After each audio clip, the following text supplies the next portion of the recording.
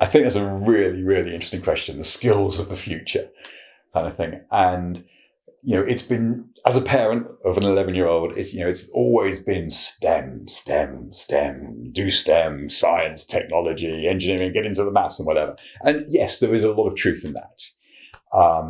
The stats, the data shows that the growth in roles like engineering, in science, in analytical skills and so forth, yes, there'll be lots of growth there. Fantastic. But you're already starting to see organizations where coding is starting to be done by computers. So a job which 5 years ago you'd have gone, yeah, become a coder, fantastic. We demand fast outstripping, so become a coder. May not have the longevity that you hope.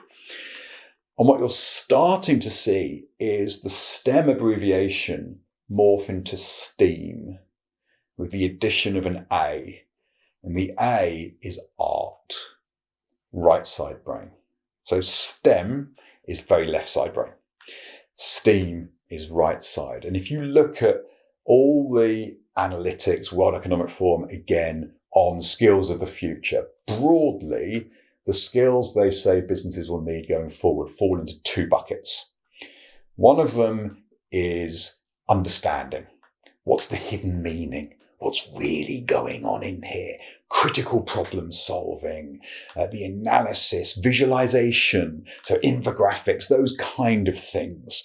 And the other bucket is people skills, empathy, understanding, maybe cultural awareness, getting teams to click, storm, form, norm, and all of those things. Those are broadly the buckets of skills you need. And it's simplistically and for brevity, it's easy to explain why. Computers can't do those. AI, machine learning, is exceedingly good at replicable, definable, process, linear things.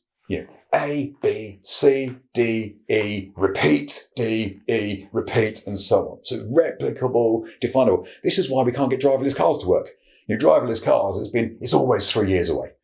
And there was a report I read last week that actually driverless cars have about the same intelligence in terms of awareness of objects as a 7-month-old baby.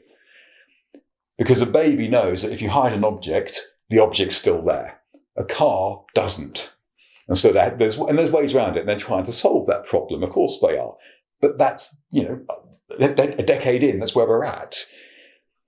Because it's actually really a complex environment driving. It's not as simple as sitting there looking at the road. And so it's these problem solving and people skills that computers are currently completely unable to do. The challenge, of course, comes, how do you hire that? Because you could argue that those are the skills businesses have needed for more than just 2 years, and we need the past 2 years and going forward. Growth mindsets, etc., and so on and so forth.